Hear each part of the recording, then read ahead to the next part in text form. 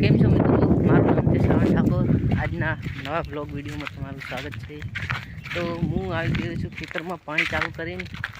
હવે પાણી ચાલુ છે અને પાણી વાળવા આવ્યો। આજ તો રજા હતી એટલે મારી ડ્યુટી આવી પાણી વાળવાની। તમારે બી આવતી હશે, કોઈ નવાઈની વાત નહીં। એટલે પાણી વાળવા આવ્યા એમ ને। આ જો આ ખેતરમાં પાણી વાળવાનું છે, પાણી ચાલુ है। जो